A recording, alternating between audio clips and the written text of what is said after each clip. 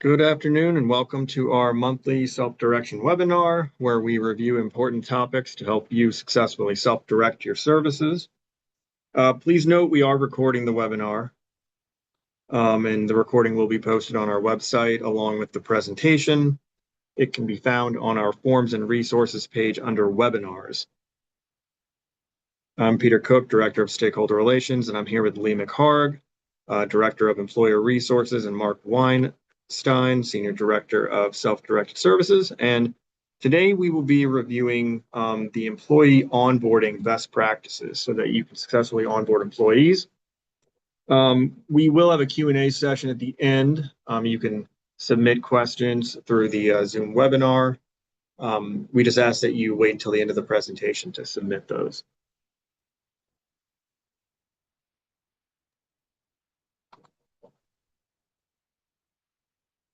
Thank you, Peter. Good afternoon. Today I will be reviewing the employee onboarding process, the required documentation, common errors to avoid, our communication process, the background and clearance processes, and the location of helpful forms and resources for your success. Next slide.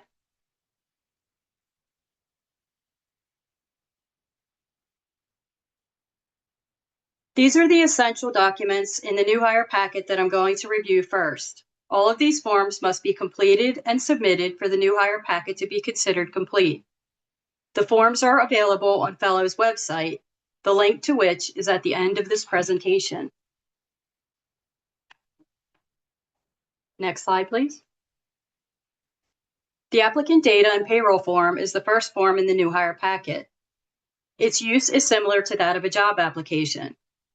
Page 1 identifies the participant employer, applicant, and certification dates. The form is also used to initiate the criminal background check process. It's important to note that copies of CPR and first aid certifications are required to be submitted with the new hire packet. Both CPR and first aid training must be completed with an in-person skills component to be considered compliant.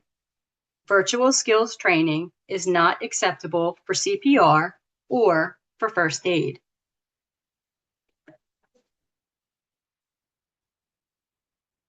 Page 2 of the applicant data and payroll form identifies service codes and pay rates. Common errors include missing or incomplete full legal names, missing signatures, illegible email addresses, and unclear service codes and/or rates. Requested rates must be included in the budget and cannot exceed approved amounts. Rates and service codes must also match the family of staff form. We recommend including service codes such as holidays and paid time off at the time of application.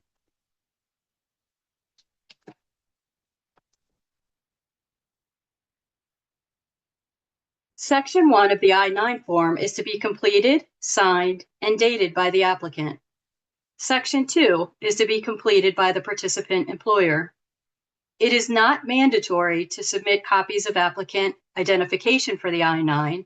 However, a standard procedure must be established by the participant employer to ensure consistent business practices. So what does this mean? If you require copies of identification for one applicant, you must require it for all applicants. Page 1 must be signed and dated by both the applicant and participant employer. Please leave the first day of employment blank. This date will be established once clearance to start working is submitted to the team.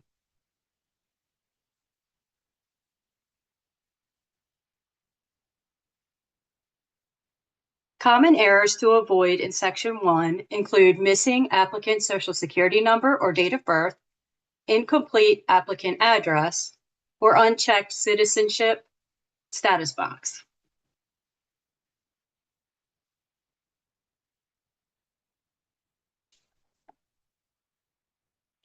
Common errors to avoid in Section 2. Ensure that documentation in List A or B and C is complete and accurate. The first day of employment must be blank. If there is a legal guardian, please notate their relationship on all signed documents. Please double check that the employee has completed the current I-9 form from our website. Expired forms cannot be processed.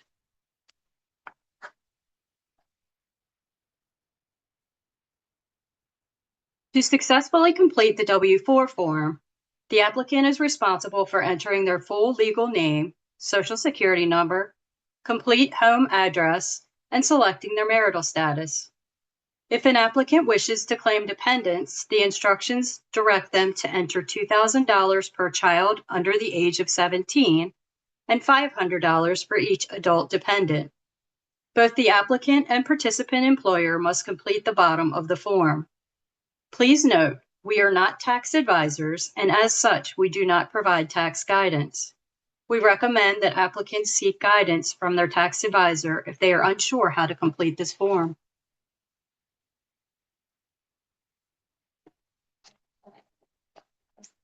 Common errors to avoid when completing the W-4 form include incomplete full legal name or use of nicknames, missing social security number, incomplete address, not selecting a marital status, entering a number of dependents instead of a dollar value in step 3, entering exempt dollar value and claiming exempt, and using an expired form.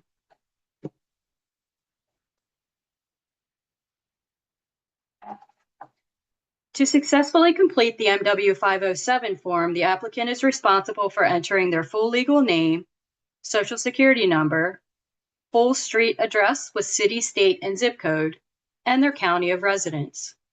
If the applicant lives outside of Maryland, they should enter the county in which the participant employer resides. Next, ensure that the applicant has selected their marital status. If the applicant wishes to claim dependents, they will enter that number into line 1. If claiming no dependents, please instruct the applicant to enter 0 in line 1. We do not assume 0 when fields are left blank.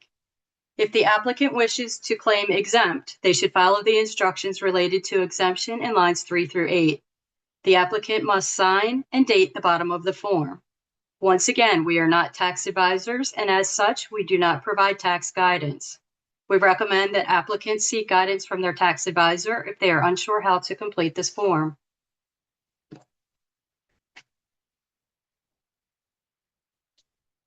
Common errors to avoid when completing the MW-507 form include incomplete full legal name or use of nicknames, missing social security number, incomplete address, missing county of residence, not selecting a marital status, entering a number of dependents in line 1 and also claiming exempt, and using an expired form.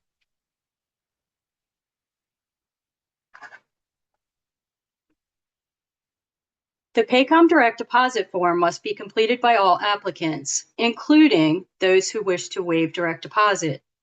In addition to the Paycom form, the applicant must also submit either a voided check or a bank letter to confirm the routing number and bank account number. If an applicant wishes to waive, please instruct them to write waive on the form, then fully complete, sign, and date the yellow highlighted sections at the bottom of the form.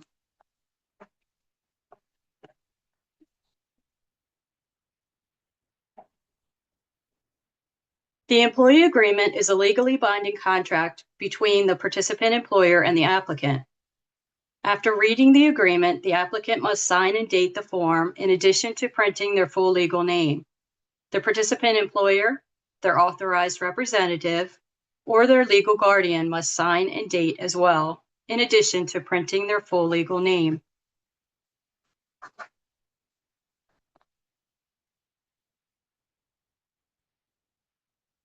Common errors to avoid. We must have documentation of legal guardianship or authorized representative on file if applicable.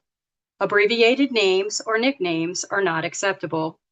If a legal guardian or authorized representative is signing an applicant's paperwork on behalf of the participant, please note your relationship clearly on all documents.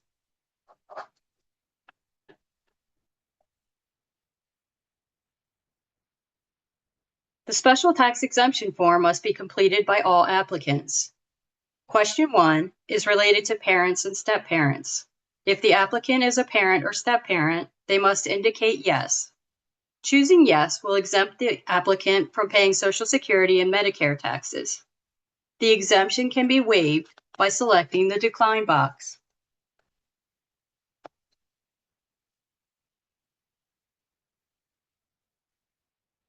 Question 2 of the special tax exemption form is related to children and stepchildren of the participant employer. If the applicant is a child or stepchild and under the age of 21, they must indicate yes. Choosing yes will exempt the applicant from paying Social Security and Medicare taxes until they turn 21 years old. This exemption can be waived by selecting the decline box.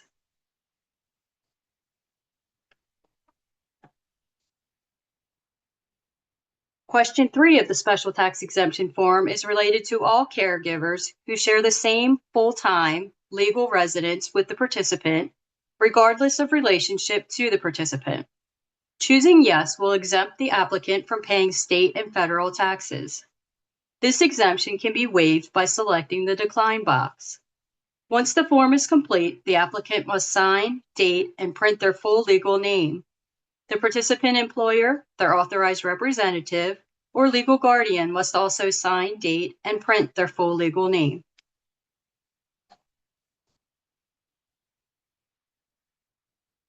Common errors to avoid include unanswered questions, missing signatures or dates, incomplete full legal names or use of nicknames, missing relationship status, or use of old forms.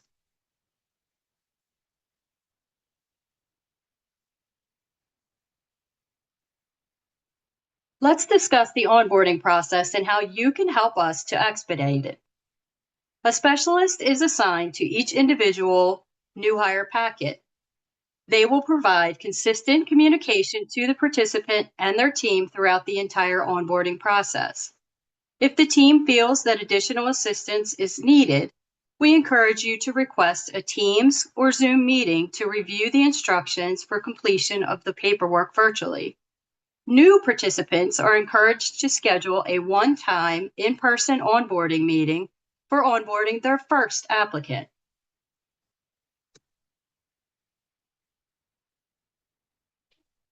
Upon receipt of the new hire packet, we use the applicant data and payroll form to initiate the criminal background process. A link is sent to the applicant from Paycom, the company we use when processing payroll. The link expires after 6 days, so it is important that the applicant completes and submits the requested information as soon as possible. We email the participant and their team when the link has been sent to the applicant. Reminding the applicant to check their email and complete the link will expedite the onboarding process.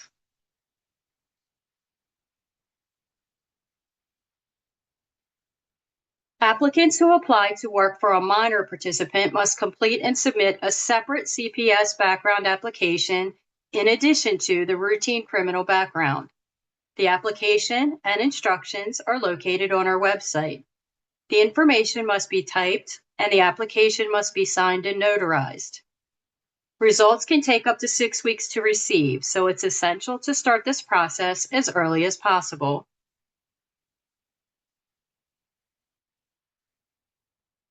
Once all new hire paperwork is complete, training certifications are confirmed, background results are received, and services are started, a written clearance authorization form is issued to the participant and their team by email. This clearance form includes the official date the employee can start working. Please note that applicants are not permitted to start working until the clearance authorization form has been received by the participant and their team. Once received, the employee cannot log hours prior to the official start date provided in the clearance form. We encourage questions and aim to work collaboratively to ensure a seamless onboarding experience.